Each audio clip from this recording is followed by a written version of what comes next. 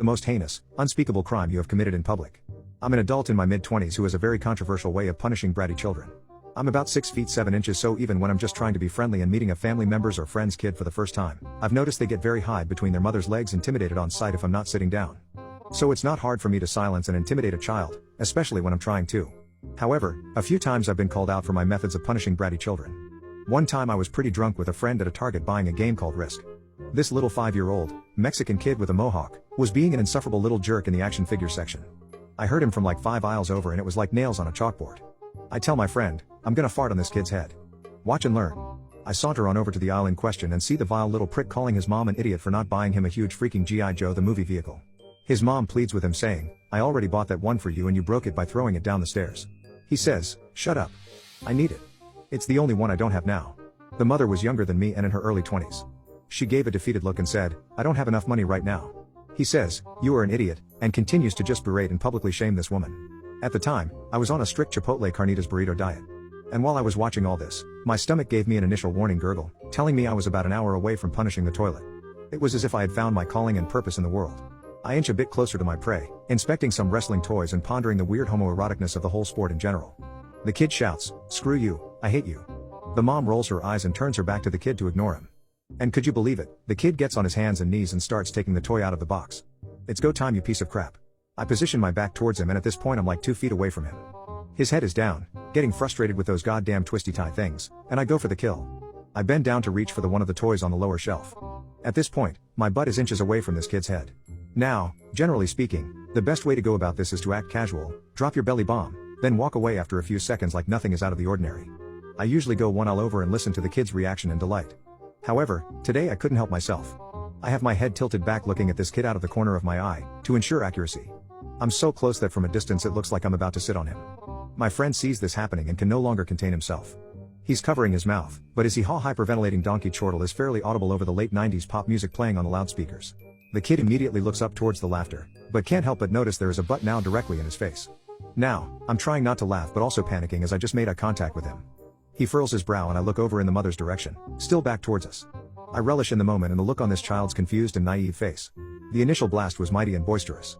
I swear I saw his hair blowing in the wind. If I wasn't wearing jeans, I think it could have probably blown over an empty soda can. I would call it a very fun fart. However, what immediately followed after I let it out of the chamber was truly horrifying. The fart's implication changed without notice and swiftly. It went from a joyous, dry air horn squeal to a nefarious, hissing mephitis.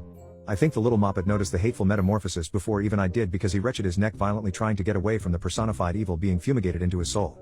Because of his positioning, it was all in vain as the only way out was forward and forward would mean certain death. I had positioned myself well on the higher ground, free to escape or relent at any time.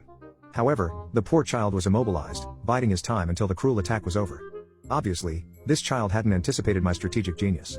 In total, it lasted about 4 seconds, but for that kid, it must have seemed like time was frozen. The long-term severe brain damage which he no doubt suffered, only added to that effect. When I finished forcing the little boy to huff my farts, there was a silent, pregnant pause. The kid was clearly shocked and stunned. No one had ever stood up to this dwarf sociopath in his whole life. I had taken the words out of his mouth and filled it with fart. I make my move first, picking up the toy I was reaching for off the low shelf, take a few steps forward and stare at it for a few seconds. The only thing the kid could manage to do was burst into tears. My friend senses danger since the jig is up and his head darts for cover. The mom turns around to see her kid with an open toy, crying on the floor and me minding my own business. She walks up to him and asks what's wrong, but the kid can't speak. All he gets out is a measly fart before going back to crying. It took every fiber in my body not to laugh. I put the toy back on a middle shelf, turn around, give a final nonchalant look-see and then begin to take my exit. Sensing that his assailant was getting away scot-free, he somehow managed to compose himself for a moment. He shouts, he farted on me. I could feel him pointing at me, but I continued to act like I was just browsing. I was almost around the corner when the mom goes, excuse me. I turn around unfazed. Who? Me? While pointing to myself. Yes. Did you just fart on my son? Weighing my options, I played dumb. What? I mean, I did fart. On my son? Well, I mean, technically speaking. I mean, what is on? Why did you fart on my son? At this point the little kid has a smug look on his face, happy to see me in trouble. Screw you, I'm a man. I will fart on you if I please. I turn my attention to the little kid and stare at him, because the whole store could hear him being a little, rotten brat to his mother, so I thought I'd come over here and treat him like one. The mom looks at me, her son and the scattered G.I. Joe wrappers and box on the floor. The mom is puzzled as to what to do and says, just go. That's my cue. I turn around and walk away with a little extra step. I look up to see the black orb of security cameras and all the stories online about unjustly having to register as an offender flash before my eyes. As soon as I turn the corner, I book it outside as fast as I can while dialing my friend. Like a true friend, he is right out front with the engine running in the game we had bought in the trunk. We laugh on the car ride back about the whole scene. With a slight hint of seriousness in his tone, my friend asks me, "Do you do that a lot?" "Ah, not that much. Like once every 6 months or so." We both knew I was lying.